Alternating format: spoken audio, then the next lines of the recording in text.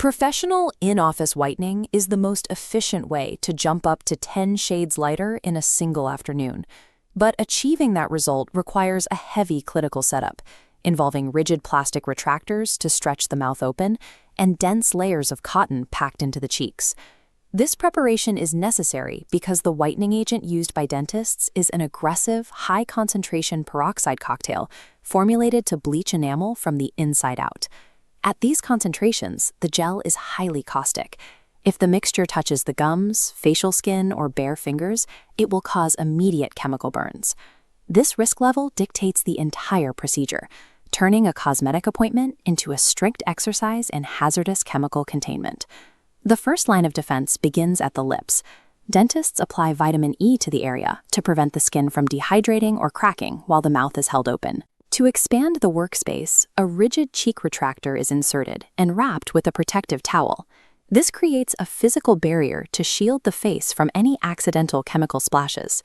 Once the perimeter is set, the clinician must address the internal environment.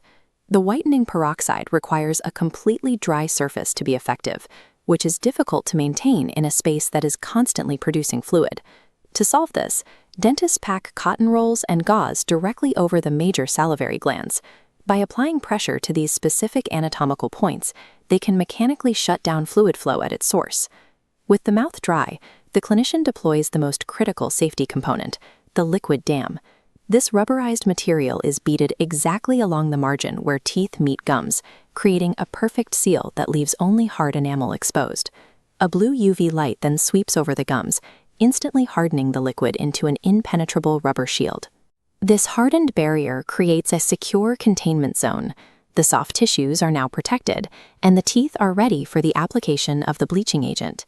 The clinician brushes the active whitening solution directly onto the isolated teeth. Strict handling protocols are in effect here. At no point can the clinician or the patient touch this gel with their bare skin.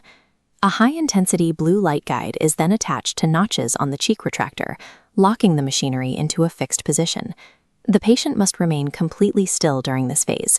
Any sudden movement could dislodge the light and compromise the integrity of the protective barriers. This 15-minute cycle is a period of active chemical reaction. During this time, the peroxide penetrates the enamel to break down deep-set stains and pigments. After the first 15 minutes, the deactivated gel is suctioned away and replaced with a fresh layer. This process is repeated for a second or third round to multiply the whitening effect. It is common to feel a sharp sensitivity in the teeth during these rounds. This is a standard biological reaction, as the nerves respond to the bleaching process. However, any sensation of burning or stinging on the gums indicates a physical breach in the containment zone, meaning the gel has leaked past the rubber shield. Dentists rely on patient feedback during these cycles to confirm that the chemical barriers are still functioning correctly. Once the final cycle is complete, the dental team removes the retractors, peels away the rubber dam, and clears the cotton packing before a final neutralizing rinse. With the chemicals gone, the teeth are significantly lighter, but the enamel is now temporarily porous and vulnerable to new stains. Patients must follow a strict 24-hour aftercare routine, avoiding all dark-colored foods and liquids while the enamel surface settles and rehydrates.